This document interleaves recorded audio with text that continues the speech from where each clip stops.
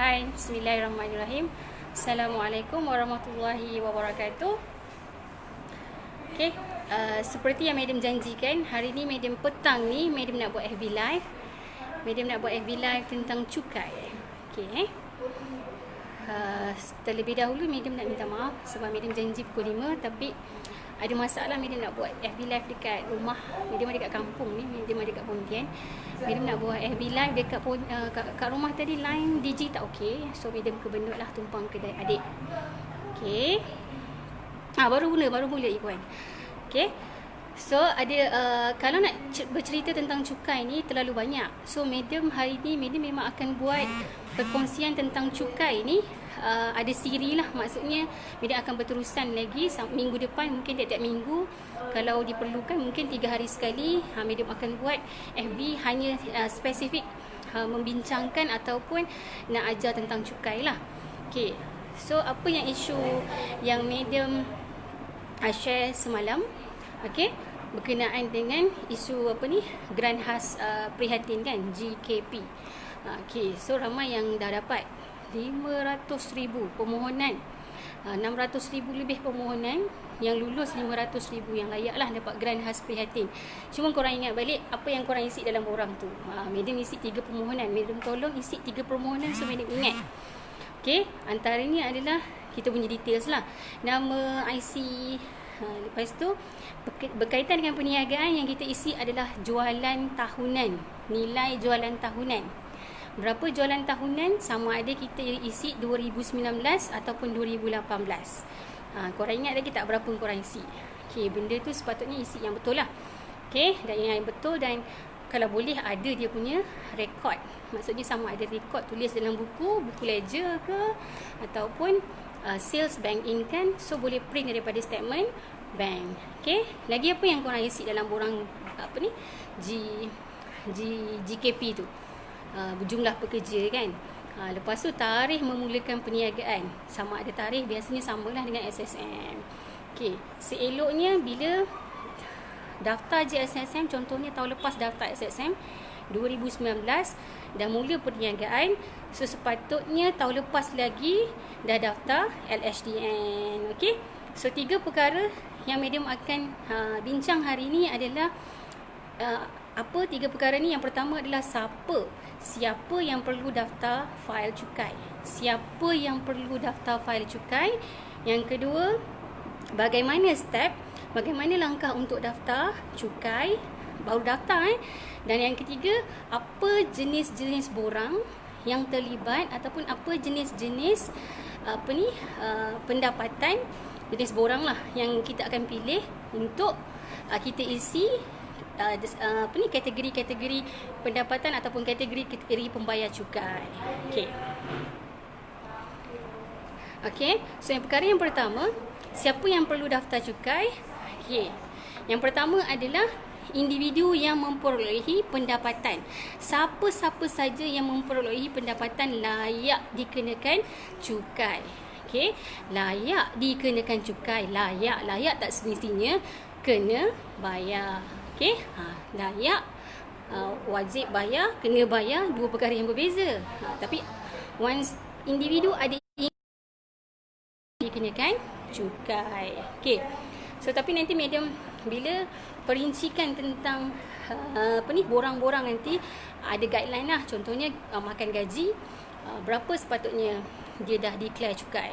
Okey, berapa gaji average purata, 2,000 ke 3,000 ke. Nanti Madam akan share masa perkongsian point yang ketiga nanti.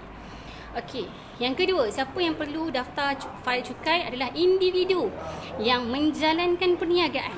Tak kira lah korang jalankan offline ke online ke. Okey, itu dia kena daftar cukai. So yang korang dapat GKP tu, grant khas prihatin tu, memang special ataupun memang grant tu diberi kepada pemilik perniagaan kan. So memang confirm lah korang kena daftar cukai. So korang termasuk dalam kategori perlu daftar fail cukai. Kategori kedua. Okey, siapa lagi yang perlu daftar cukai? Pekerja yang layak dikenakan PCB. Apa dia PCB? Potongan cukai berjadual. Okey, biasanya kalau gaji yang biasanya ni pekerja lah yang ada majikan, gaji yang melebihi 3,000, majikan akan daftarkan pekerja tersebut dengan nombor cukai ataupun dengan LHDN. Maksudnya majikan yang bertanggungjawab untuk daftarkan pekerja cukai, nombor cukai lah. Maksudnya pekerja dah ada nombor cukai masih dengan majikan. So sekarang ni kalau korang pernah bekerja dengan beberapa majikan yang sebelum ni, dan dekat slip gaji tu ada pernah, misalnya pernah korang dapat bonus 2 bulan ke 3 bulan dan ada cukai yang ditolak, so maksudnya korang dah ada nombor cukai. So bila dah ada nombor cukai, maksudnya korang dah berdaftar dengan LHDN. Okay. So sebenarnya di kalangan kita ni sebenarnya ramai dah ada nombor cukai sebab pernah bekerja. Kecuali yang memang tak ada pengalaman bekerja, dia terus run business, dia terus jalankan perniagaan, tu perlu daftar lah. Okay. Tadi yang pekerja yang layak, maksudnya yang ada PCB, balik nanti check lah slip gaji ada tak potongan cukai berjadual. Ini kalau korang tolak PCB, korang tak isi borang cukai, memang sangat rugi. Sebab kadang-kadang kalau gaji korang baru 3,000 ataupun baru 3,000 awal-awal, dah potong pula PCB. Potong PCB bukan sebab gaji 3,000 tu, mungkin sebab ada dapat bonus 2 atau 3 bulan. Okay, that's why lah masa tu korang kena PCB. Tapi sebenarnya kalau ikut total keseluruhan pendapatan, korang tak layak pun kena cukai. So bila korang isi borang cukai ni, korang akan layak dapat rebate, dapat pengulangan. So LHDN akan pulangkan dalam tempoh 2 minggu dalam akaun lah. Itu bagusnya cukai ni. Okay. Yang keempat, syarikat yang belum daftar dengan LHDN. Okay, perniagaan ni ada 3 kategori. Yang pertama, milikkan tunggal. Biasanya korang ni adalah milikkan tunggal lah. Maksudnya hanya seorang saja owner. Okay, yang kedua adalah perkongsian. Berkongsi 2 atau lebih lah rakan kongsi. Yang ketiga adalah syarikat. Okay, so syarikat dan perkongsian yang belum daftar lagi dengan LHDN, wajib daftar fail cukai. Okay, sama juga dengan PLT. PLT apa dia? Perkongsian. Liability PLT, private limited business ataupun perkongsian liability terhad. Okey, tu dah lebih detail lah. So kalau korang bukan perkongsian, yang biasa lah milikkan tunggal. Okey, tu jelas siapa yang perlu daftar fail cukai. So korang rasa korang termasuk atau tidak dalam kategori yang perlu daftar fail cukai. Okey, kebanyakannya memang daftar je, isi e-filing, tak semestinya yang korang kena bayar cukai. Kalau korang bayar zakat lagi lah, korang akan dapat return. Contohnya, nanti Medium akan kira lah next. Tu dah masuk technical part. Medium baru nak perkenalkan siapa yang perlu. So kalau korang rasa korang perlu daftar cukai, memang korang kena tahulah lanjut apa ilmu yang Medium akan share tentang cukai next. Okay, perkara yang kedua, bagaimana step untuk daftar? Okay, Medium baru Google sebab sebelum ni Medium nak daftar pergi dekat LHDN. Okay, tapi Medium sebenarnya dah bekerja sebelum ni. Dah bekerja dengan, sebelum dengan Mara pun Medium dah bekerja dengan entiti lain. So Medium dah ada nombor cukai. So majikan yang daftarkan. Okay, so bila majikan dah daftarkan, Medium masukkan je lah, isi. Okay, sekarang ni kalau korang nak check sama ada korang dah ada nombor cukai atau tidak. Okay, lepas ni Medium akan masukkan dalam ruangan komen. Korang masuk website Lembaga Hasil Dalam Negeri, www.hasil.gov.my, www.hasil.gov.my. Masuk dalam tu, ataupun boleh terus pergi dekat dia punya link e-daftar. Dua-dua link nanti Medium akan bagi dalam dalam FB ni. Medium akan letak dekat ruangan komen lah. www.edaftar.hasil.gov.my. Okay, kalau terus pergi e-daftar ni, dia pergi dekat e-daftar lah. Sebab sekarang ni pendaftaran, walaupun pendaftaran fail cukai belum ada nombor cukai, semua boleh buat secara online. Okay, so benda ni pun ada dia punya manual, ada dia punya panduan. Okay, kalau nak ini tak boleh dia dokumen PDF. So tak boleh Medium tak boleh share guna Facebook lah. So kalau korang nak, korang PM Medium lah, PM WhatsApp lah. Nombor Medium ada je kat FB tu, boleh PM Medium. Saya nak panduan macam mana nak daftar online nombor cukai. Okay, nanti Medium akan bagilah. Okay, so korang pergi dekat e-daftar. Perkara yang pertama, jangan daftar terus. semak dulu sama ada korang dah ada nombor cukai atau tidak. Okey, masukkan nombor IC. Nanti kalau memang korang dah ada nombor cukai, dia akan bagi tahu. Okey, anda telah mendaftar dengan sistem lembaga hasil dalam negeri. Berikut adalah hai Nurul, berikut adalah nombor cukai. Okey. Oh, ni kawan ni. Kawan kolej ni kan, Nurul dengan Ikhwan. Okey, hai lah tu. Okey. So ni kita Nurul dengan Ikhwan ni dah pernah belajar dah ni kan. Okey, so madam ulang jelah. Semua belajar tak semestinya apa yang kita belajar tu kita ingat kan. Okay, kita refresh balik apa yang kita dah belajar dulu. Tapi dulu bukan belajar dengan madam kan. Okay. Lepas tu dalam borang e-daftar ni banyak yang korang kena isi. Banyaklah detail je. Nama, IC, alamat, semua. Lepas tu maklumat perniagaan. Maklumat perniagaan mesti ada nombor SSM, nama perniagaan, bila start beroperasi, peniaga apa. Okey. So tu sampailah korang sampai final page tu ada akuan setuju. Okey, klik dekat setuju. So nanti dia akan keluar. Sebelum dekat akaun setuju tu, sama ada dokumen tambahan yang korang kena hantar kepada LHDN. Sama ada korang nak upload je dalam sistem. Upload lah dalam sistem, lebih mudah sebenarnya. Okay? Ataupun korang hantar by hand dekat LHDN. Tak payahlah hantar by hand. Baik korang upload je. Lagi cepat. Nak hantar pun, semalam madam pergi Great Eastern pun nak beratur. Ya Allah, beratur 1 jam. Lepas tu nak naik atas lagi. So dia tak boleh ramai dalam satu pejabat tu. 2-3 orang je boleh. So kita yang nak masuk ni, kita kena tunggu lama kat luar. Okay. So better semua submit online je. Okay. So kalau nak daftar hanya makan gaji, maksudnya tak ada punca perniagaan, so IC saja diperlukan. Tapi kalau ada punca pendapatan perniagaan, maksudnya korang business owner, 2 dokumen diperlukan, IC dan SSM. Okay. Dua-dua tu kena upload dalam sistem e-daftar. Okay. Semua ada dalam panduan tu. Sangat mudah. Okay. Lepas tu nanti korang akan masuk balik dekat situ. Dah dapat akaun setuju tu, dia akan bagi nombor permohonan. Yang benda tu korang kena ingat, ambil gambar. Sebab nombor permohonan tu penting. Bila korang nak upload dokumen tu, korang akan masuk lagi sekali dalam e-daftar, upload permohonan menggunakan nombor permohonan yang diberi tadi. Okay. So lepas tu nanti akan diberi keputusan adalah 3 hari. Keputusan pula, nombor cukai akan diberi 3 hari bekerja. So nanti lepas 3 hari nanti korang check balik, korang dah dapat dah nombor cukai. Okay. Nombor cukai, okay, sama ada SG ke OG ke. Okay. So bila sebut pasal nombor cukai ni, kalau korang hanya makan gaji macam madam dulu, makan gaji saja, so nombor cukai madam start dengan S. Tapi kalau ada punca pendapatan perniagaan, dia dua-dua sekali, dia makan gaji dan dia ada business owner. Macam madam lah sekarang ni, madam pun makan gaji, madam pun ada pendapatan perniagaan, so dia akan start dengan O. Okay. Tapi madam, macam mana kalau saya dulu makan gaji, sekarang saya business. So saya check saya check saya dah ada nombor cukai. So S tu macam mana nak tukar kepada O? Maksudnya kategori pembayar cukai tu yang kita akan masuk yang nombor 3 tu. Biar je. Nanti LHDN, maksudnya nanti bila korang nak daftar, sekarang ni kan nak pilih, tadi dah daftar kan, dah dapat nombor cukai. Pergi baru boleh masuk dekat EZ hasil. Ni kita panggil e-filing. Masuk dekat www, biasa madam Google terus e-filing, nanti terus masuk nombor IC. Lepas tu masuk password. Lepas tu dah pergi, dah boleh isi borang mana yang kita pilih. Okay. So ni dah masuk point madam yang ketiga.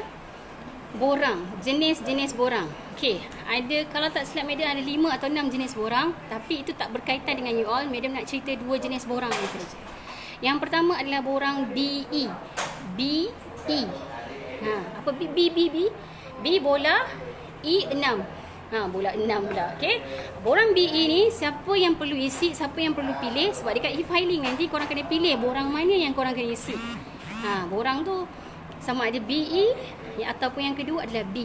Okay. Kalau korang hanya makan gaji ada majikan, pilih borang BE. Tapi kalau business owner ada punca pendapatan perniagaan, korang kena pilih borang B. Tapi medium kalau dua-dua, macam medium ni lah, makan gaji dengan ada pendapatan perniagaan, pilih borang B. Okey. Faham Okey. So oleh kerana sekarang ni tempoh PKP, bila due date hantar borang BE dan bila due date hantar borang B. Okey, normal period kalau bukan PKP, BE due date dia dah lepas 30 April. Borang B yang ada punca pendapatan perniagaan, due date dia 30 Jun. Tapi oleh kerana PKP, kerajaan bagi kelonggaran untuk borang BE yang makan gaji saja, tak ada bisnes, boleh lagi hantar sehingga 30 Jun.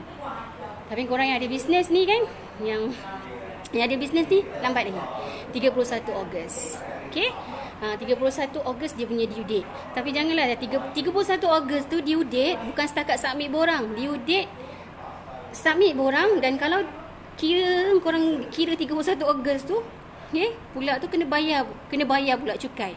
Tengok-tengok kena bayar 500. Contoh, kena bayar juga pada tarikh 31 Ogos. Due date isi borang, submit dan bayar. Bukan due date submit borang. Due date isi borang, submit dan bayar. Kecuali lah korang ada PCB. Macam madam ni ada PCB. Okay. So kalau PCB contohnya madam dah ditolak, majikan madam dah tolak dekat gaji madam tiap-tiap bulan, total setahun tu 3,000. Madam pula bayar zakat, dapat rebate. So madam dapat tax return. Tax return dapat balik kat madam contoh 700. So madam tak perlu bayar. Tu tak apalah kalau nak buat ujung-ujung last minute. Tapi bahaya. Madam pun dah isi dah, cuma tak submit lagi. Okay. Okay, faham tak? Okay. So dia ada banyak jenis borang, tapi madam share hanya 2 jenis borang sebab itu saja yang berkaitan dengan korang. Dia ada lagi kategori profesional, borang BT, borang teknikal, apa semua tu. Tu tak ada berkaitan dengan korang. Yang berkaitan dengan korang hanya borang B dengan borang BE lah. BE dengan borang B. Ada otai cukai dah. Dengar sekali. Tu madam mana dengar? I know. Okay. Apa nama ni? Okay. Dekat borang BE. Apa yang ada dekat borang BE dengan borang B? Tapi korang clear tak tadi madam dah terangkan siapa yang perlu daftar file cukai, macam mana untuk step untuk daftar apa nama ni, untuk daftar nombor cukai tu, ataupun nak check sama ada korang ni dah ada nombor cukai ke belum. Jenis borang, madam share 2 jenis borang je, sebab itu je yang berkaitan dengan korang kan. Okay. Bila apa nama ni, next nanti madam akan share lagi secara detail lah. Next nanti madam akan share lagi secara detail kalau korang masuk borang apa ni, untuk BE, sebab yang sekarang ni dah nak tutup adalah 30 Jun ni adalah borang BE. So mungkin madam akan share dulu apa yang perlu korang isi dalam borang BE tu, dan next session baru madam spesifik untuk business owner lah, borang B pula. Okay. Oh, Ikhwan ada PCB, ada PCB tak bayar ke tak isi e-filing? Ada PCB rugilah tak isi. So Ikhwan dah boleh start lah. Ada bisnes juga kan. So macam Ikhwan boleh daftar e-filing. Boleh daftar e-filing, maksudnya nanti terus isi borang B. Jangan isi borang BE dah. So nanti tahun depan nombor cukai tu daripada SG akan tukar terus kepada OG. PCB majikan tolak, gaji tinggi lah ni Ikhwan. Okay. Tadi madam cakap kan, madam nak share anggaran gaji. Kalau makan gaji, berapa sebenarnya gaji kasar, gaji bersih yang korang sebenarnya layak dah dikenakan cukai. Ataupun apa ni, kalau gaji kecil lah, tak layak lah kena cukai lagi. Okay, tadi madam tanya kawan madam. Okay, tapi itu sebenarnya tertakluk kepada jumlah pelepasan yang korang layak dapat. Okay. Kadang-kadang gaji korang besar, tak layak lagi dikenakan cukai sebab pelepasan yang korang boleh ambil adalah tinggi. Okey, pelepasan ni lain pula ceritanya, ada banyak, ada 18 jenis pelepasan. So madam rasa madam nak share tentang pelepasan ni next punya FB live. Okey. So madam bagi tahu dulu, kalau makan gaji sahaja, berapa anggaran gaji yang sepatutnya korang layak dah dikenakan cukai. Okey. Gaji bersih maksudnya dah tolak KWSP 2,800 sebulan. Kalau gaji kasar lebih kurang 3,000 lebih, 3,100 macam tu. Kalau gaji korang 3,000 lebih tu, maksudnya sepatutnya dah layak lah tu kena cukai. Sepatutnya submit lah borang cukai. Okay, borang BE. Total pendapatan tu penggajian dalam lebih kurang 34,000 macam tu. Okey, tapi tertakluk kalau korang ramai anak, anaknya apa ni, ramai 6 orang, so banyaklah dapat pelepasan. Lepas tu pelepasan adalah, kan Madam cakap tadi, pelepasan ada 18 jenis pelepasan. Okay, antaranya adalah diri kita sendiri akan dapat pelepasan. Okay, individu 8,000. Okay, kalau individu OKU tambahan lagi 6,000. Okay, maksudnya dapat 14,000 lah. Pelepasan untuk perubatan ibu bapa dia lagi 5,000. Okay, untuk ibu bapa yang yang umur 60 tahun ke atas, ibu 1,500, ayah 1,500. Okay, tapi kalau ada ramai adik-beradik, semua nak tuntut, tak boleh lah. Itu ibu bapa ni kan ada seorang, ibu seorang, bapa seorang, so bagilah. Macam tu Ataupun kalau memang dibuktikan seorang anak je yang bagi, anak seorang tu je lah yang dapat, yang lain tak boleh lah tuntut. Okay. So itu antara pelepasan lah. Kalau pelepasan anak yang berkaitan dengan korang ni, biasanya anak kalau bawah 18 tahun 2,000. Pelepasan 2,000. Anak lebih daripada 18 tahun belajar lagi dekat IPT 8,000. Nah, ini pelepasan tahun 2020 sekarang ni kita cerita sebab kita nak submit borang yang untuk 2000 nak submit DU tahun ni kan. DU tahun ni, so maksudnya tahun taksiran dia tu tahun lepas 2019. So pelepasan pun yang korang kena tengok 2019 punya pelepasan. Sebab tiap-tiap tahun pelepasan ni berubah-ubah ikut kepada pengumuman kerajaan. Bila kerajaan akan buat pengumuman masa pembentangan bajet bulan 10 biasanya. So Madam perasan ni ada yang berubah lah. Okay, tapi biasanya tak banyak. Yang Madam baca ni untuk tahun 2020. Maksudnya tahun ni punya pendapatan, ini adalah pelepasan dia. Okay, so bila kita bayar ni cukai tahun depan yang akan due pada, kalau BE 30 April 2021 untuk tahun taksiran 2020. Maksudnya untuk pendapatan yang kita dapat pada tahun 2020. Due date untuk isi borang dan bayar cukai adalah tahun 2021. Untuk yang makan gaji 30 April. Untuk yang ada punca perniagaan 30 Jun. Okay, tahun ni saja berbeza dia punya due date dia sebab PKP. So, Madam ulang balik bila 30 Jun untuk BE, so sempat lagi yang makan gaji tak daftar cukai tu. Okay, Madam pun pernah LHDN biasa. Selalu. Walaupun kita dah bayar cukai, pun still dia minta lagi dokumen. Madam pernah kena minta borang bukan borang, penyata isi. Okay, kalau you makan gaji ni ada dua jenis majikan, sama ada government ataupun swasta. Kalau swasta, korang akan dapat penyata EA ataupun EA form. Kat situlah berapa gaji korang yang perlu dimasukkan. Maksudnya mesti sama lah dengan apa yang korang declare dekat borang cukai. Sebab kalau tak sama, lembaga hasil dalam negeri request untuk korang, okay, kami nak tunjukkan ataupun lampirkan penyata EA tahun 2019. Tengok korang punya penyata dekat EA tu, jumlah pendapatan penggajian 70,000, yang korang declare 50,000. Kena? Okay, so mesti sama. So borang-borang tu semua kena simpan sekurang-kurangnya, bukan sekurang-kurangnya kena simpan 7 tahun. Okay, lagi-lagi yang bisnes Bisnes lagi banyak resit, lagi banyak invoice, lagi banyak dokumen yang korang kena simpan. So mana yang tak simpan tu, mulalah daripada sekarang simpan. Okay, resit yang carbon tu, yang print, biasanya daripada mesin-mesin tu memang akan hilang.